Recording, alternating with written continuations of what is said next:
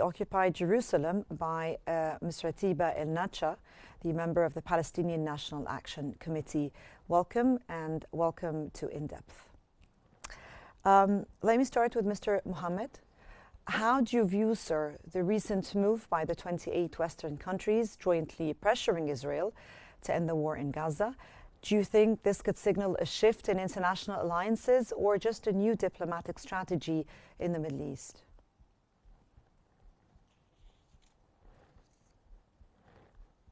Thank you for having me.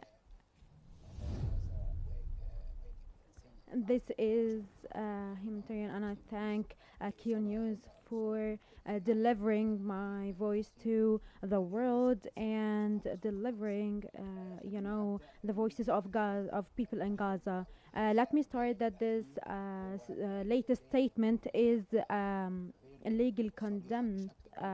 It is very clear to what Israel did. It is a huge push to the Gaza Strip, to what's happening from violations by the Israeli occupation country. This, Western country statements, this will help in ending the war in the Strip, and it has to reflect on the international protocols and the Geneva agreements. It helps, form the diplomatic conscious. Yes, there will be a reformation, and there will be pressure on Israel to get to the deal, to the ceasefire deal. So maybe they will reach this. This pushes Gaza to them to stop. Ms. Ratiba, the joint statement was issued amid ongoing reports of mass casualty incidents near the aid distribution sites and rising malnutrition levels that, according to the UNRWA, now affect roughly 10% of Gaza's children. Why do you think, in your opinion, Israel has intensified its attacks near the aid sites, where many of the victims are desperate civilians? Actually, the main goal of these Israeli attacks, is to kill the Palestinian. It's not about any political goals. Or maybe it's for one political goal, to establish the greatest Israel, and this needs to destroy all the Palestinian or kill them.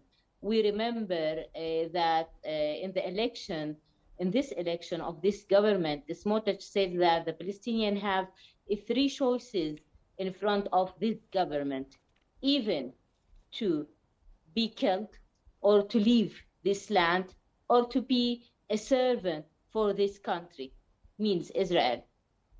And then then we can see these strategies and action that this government took, not only in Gaza Strip, but also in West Bank, including Jerusalem, by transferring people, killing people, and destroying houses all over the Palestine. So what is happening in Gaza intensively means that they are intensively going for this goal, to destroy the Palestinian and kill the Palestinian. This is what genocide means. But it seems that till now, the international community, including even the UNRWA, is not putting the things in its real name, like saying that 10% of the people in Gaza is starving or in danger of being died of hunger, because of hunger. And that's not true, because 100% of the people in Gaza is dying now in a daily basis because of lack of food and medicine. We have more than 900,000 child in Gaza in a danger of being actually, died. Ms. Ratiba, when you just mentioned children in particular, why do you think, in particularly right now, is there some sort of plan? Why is it specifically now, I feel, targeted to children? Now, most of the victims are all children at the moment. 50% of the Palestinians are under 18 years old, which means that 50% of the population in Palestine is children. Yes. And they are targeting civilian people. So they are targeting the children as well. And this has happened from the beginning of this war and these attacks. It's not. But aren't children more now at the moment? But now the people lose all the means of living.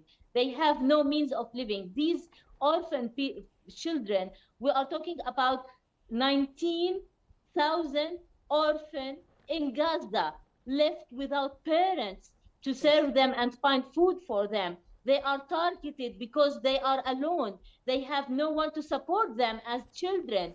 This is a mascara, what is happening in Gaza. When we hear about young people that they are dying because of starvation, it's just because they have no means of living. They are left alone in Gaza Strip with no means of living. Even they are separated from their parents because the several times of transferring from one place to another place. These replacement from one place to another place several times separated many people from their families, especially children. Yes, separated the families and especially the children from their parents, and they are left alone now, and they are easy to be targeted. They're orphans, because of basically. That. Yes. Mr. Mohammed, in their statement, the foreign ministers acknowledged that the suffering of the civilians in Gaza has reached new depths. Why is the international humanitarian law seemingly unable to protect the civilians who continue to bear the brunt of Israeli bombardments and the collapse of basic services at the moment?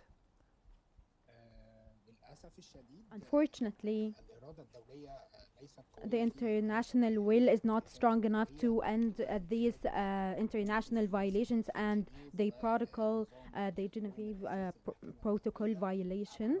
So the public court, the international court, even they are now using starvation as a weapon. So this violation must be added to their, to what they did to the international law. And they failed to use the American veto to, face these violations and have it to the international court, what they did in Africa, what they did regarding this case. So it needs to be added to this case, actually. So all the philosophical aspects that made this government, if Israel continues doing this international system will be destroyed.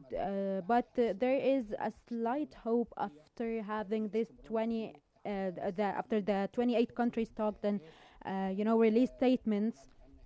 So we hope that these statements, and we hope that they will recognize Palestine as a sovereign state and stop these violations and apply the international humanitarian law.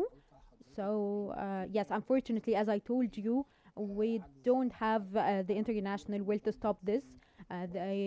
So Mr. Mohammed, do you believe that the foreign minister's statement will have an effect and will have Israel accountable and do some pressure, in your opinion? Yes. And I also think that England, Boston, and France will have to pressure Israel further and stop, providing them with arms. And I think that they will focus on the pressure and uniting the European countries and having the Western situation regarding this. They will be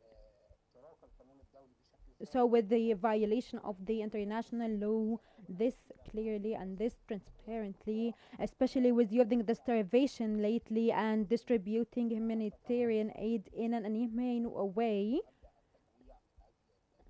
So Israel is using starvation, the arms of starvation, but unfortunately, all their trials have failed, to say that they are sticking to the international law, and but Palestine has proved its resistance against this.